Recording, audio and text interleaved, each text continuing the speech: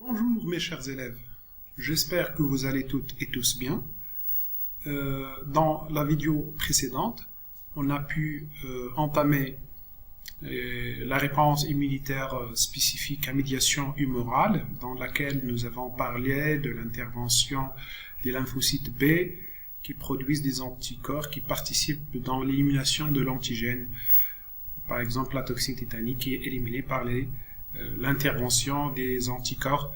Donc c'est une réponse immunitaire humorale. Cette fois-ci, on ne va pas parler de la réponse immunitaire humorale, mais on va entamer ensemble une autre réponse immunitaire, c'est la réponse immunitaire spécifique à médiation cellulaire. Donc pour savoir de quoi s'agit-il, j'invite mes chers élèves à suivre avec moi cette activité, cette quatrième activité à travers laquelle on va essayer de clarifier qu'est-ce que ça veut dire une réponse immunitaire à médiation cellulaire. Donc le document ci-dessous représente des expériences réalisées sur des souris. La tuberculose est une maladie infectieuse provoquée par une bactérie, Mycobacterium tuberculosis, ou bacille de couche, souvent abrégé BK. Donc BK, c'est quoi? C'est une bactérie qui cause la tuberculose. Cette tuberculose-là, cette maladie, il touche souvent les poumons. Donc, qu'est-ce qu'on a fait dans ces expériences-là? Nous avons une souris saine A qui a été injectée par des bacilles de couche. Voilà. Après, ces bacilles-là, ils ont causé la mort de la souris. On a travaillé sur une autre souris, la souris B, souris guérie de la tuberculose. Cela veut dire qu'elle est immunisée. Le fait d'être guéri d'une maladie, de surmonter une maladie, cela veut dire que le corps acquiert de l'immunité. Qu'est-ce qu'on a fait? On a prélevé le sérum de la souris B et on a prélevé dans un deuxième lieu les lymphocytes T. En ce qui concerne le sérum, ce sérum-là, il a été injecté à une autre souris C. Cette souris-là, elle n'est pas immunisée contre la tuberculose, mais elle a été injectée par le sérum de la souris B. En même temps, il a été injecté par des bacilles de couche. Le résultat, mort de la souris C par tuberculose. En ce qui concerne la souris, l'autre expérience, on a prélevé les lymphocytes de la souris B. Ces lymphocytes-là, ils ont été injectés à une autre souris D avec l'injection aussi de bacilles de couche.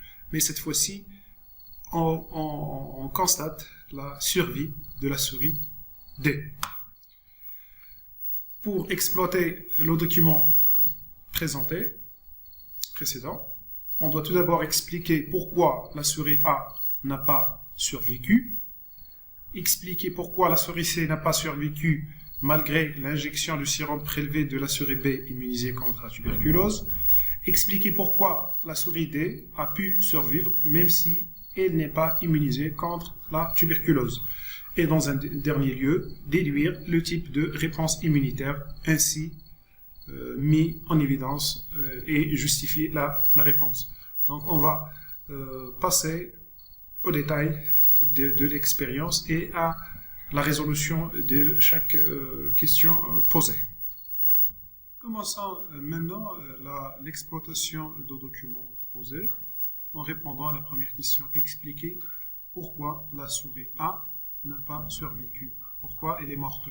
Donc, je répète, la souris A, c'est une souris saine qui a été injectée par des bacilles de couche, des bacilles de couche, des bacilles BK responsables de la tuberculose. Après cette injection, la souris A est morte. Pourquoi? Donc, parce que, la première des choses, les bacilles de couche sont des bactéries infectieuses. Ce sont des bactéries pathogènes dangereuses. Elles causent la mort. La deuxième des choses, c'est que cette souris-là, elle n'est pas immunisée.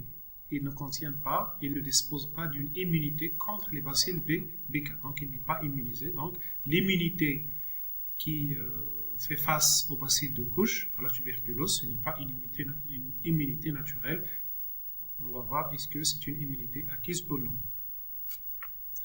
La deuxième question.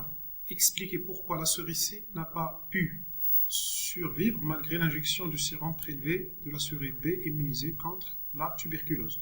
Donc nous avons la souris B, c'est une souris qui est guérie, qui a guéri de la tuberculose. Cela veut dire quoi? Cela veut dire qu'il est immunisé.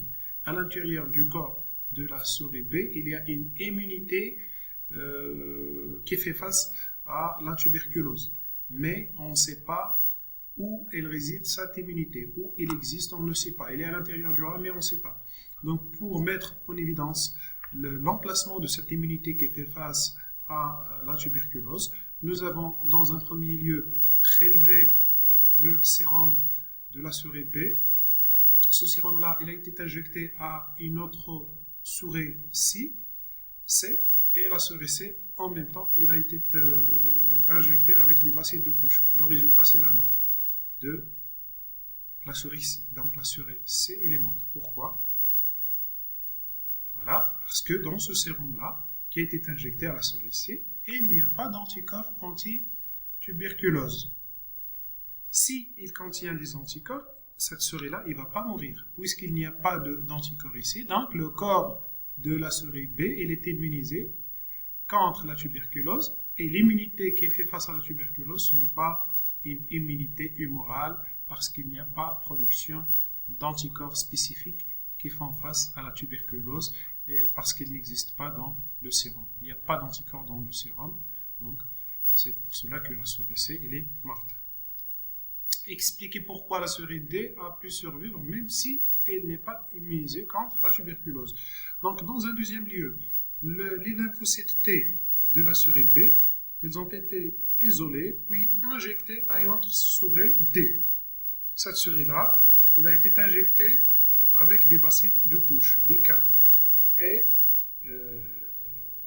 même si elle est injectée par des bacilles BK, elle a survécu, il n'est pas morte, il n'a pas trouvé la mort, elle a survécu. Donc on doit se poser la question pourquoi la survie de la souris D, même s'il n'est pas immunisé. Donc d'où vient le facteur qui a sauvé la vie de la souris D? Il vient des lymphocytes T.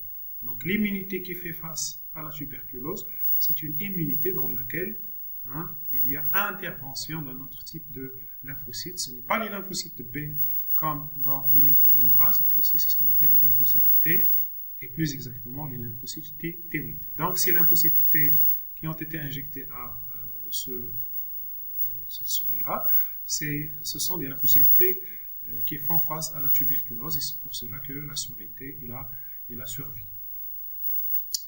Quatrième question, pour exploiter toujours le document, déduire le type de réponse immunitaire ainsi met en évidence, justifiez votre réponse. Donc ici, on ne peut pas dire que c'est une réponse immunitaire humorale, non, parce qu'il n'y a pas d'anticorps. L'aura B, ou bien la souris B, qui est immunisée contre la tuberculose, il n'est pas immunisé parce qu'elle a des anticorps contre la tuberculose. Donc, ce n'est pas une réponse immunitaire immorale. Donc, qu'est-ce qu'elle a sur là pour être immunisée? Elle a des lymphocytes T qui font face à la tuberculose. Donc, la réponse immunitaire spécifique dans laquelle il y a intervention de ce type de lymphocyte appelé lymphocyte T ou bien T8, c'est ce qu'on appelle la réponse immunitaire cellulaire ou bien la réponse immunitaire à médiation cellulaire. Voilà les réponses en gros, grosso modo. Donc la souris A n'a pas survécu car elle était injectée par BK et elle n'est pas immunisée contre BK. La souris C n'a pas pu survivre malgré l'injection de sérum prélevé de la souris B immunisée contre la tuberculose car ce sérum ne contient pas d'anticorps anti-tuberculose. La souris D a pu survivre même si elle n'est pas immunisée contre la tuberculose car elle a été injectée en même temps par des lymphocytes T prélevés de la souris B immunisée contre la tuberculose. Cette réponse immunitaire est intitulée réponse immunitaire cellulaire ou bien réponse immunitaire à médiation cellulaire. Pourquoi? Parce qu'elle ne fait pas intervenir des anticorps mais des lymphocytes T8. Maintenant, on va travailler sur le mode d'action des lymphocytes T8 ou bien ce qu'on appelle les lymphocytes T-tueurs, T8. Le document suivant représente le mode d'action des lymphocytes T-tueurs T8 dans la réponse immunitaire cellulaire. Donc, nous avons ici une observation microscopique de lymphocytes T-tueurs avec une cellule qui est infectée. Cette cellule infectée, puisqu'il est infecté par exemple par un virus, c'est un élément étranger, c'est ce qu'on appelle un antigène. Donc, il doit être éliminé parce qu'il présente une menace pour l'organisme. Ici, dans la deuxième photo, c'est le même contact entre T tueur et la cellule infectée, mais à la fin, regardez, la cellule infectée, elle est éliminée, elle est détruite par qui? Par le lymphocyte T tueur ou bien T8. Donc, comment il se fait cette élimination? C'est par les étapes suivantes. La première étape, c'est la reconnaissance. T8 ou bien T tueur, il reconnaît la cellule qui est infectée par exemple par un virus. Comment il se fait cette reconnaissance-là? On avait déjà dit que la cellule infectée, elle présente à sa surface des marqueurs antigéniques de ce virus-là qui est à l'intérieur de la cellule. Cette reconnaissance se fait par le lien entre la cellule T8 ou bien T tueur et la cellule infectée. Après, qu'est-ce qui se passe? La T8 ou bien T tueur, le lymphocyte plutôt T8 ou bien T tueur, sécrète des molécules perforantes. Ces molécules-là, ils vont perforer la membrane de la cellule infectée. Il y a aussi l'entrée de l'eau à l'intérieur qui aboutit à l'explosion puis la destruction de cette cellule. Donc, qu'est-ce qu'il reste à la fin? Des débris de cellules détruites qui vont être phagocytés par les phagocytes. J'exploite le document d'écrire comment les lymphocytes T tueurs attaquent les cellules infectées par un virus. Donc, c'est ce que j'ai déjà expliqué. Voilà la réponse. Après la reconnaissance de l'agent pathogène, la cellule infectée par virus ou cellule cancéreuse, donc je signale ici que les cellules cancéreuses, ce sont des cellules de soi, de l'organisme qui sont modifiées, donc ils doivent être éliminés. Donc là, lymphocyte T8, ou bien le lymphocyte plutôt T8, se transforme en TC, T cétotoxique.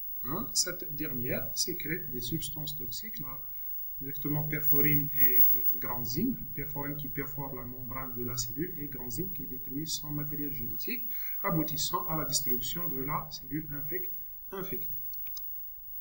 Donc, pour conclure, la réponse immunitaire à médiation cellulaire est caractérisée par le fait que c'est une réponse immunitaire spécifique.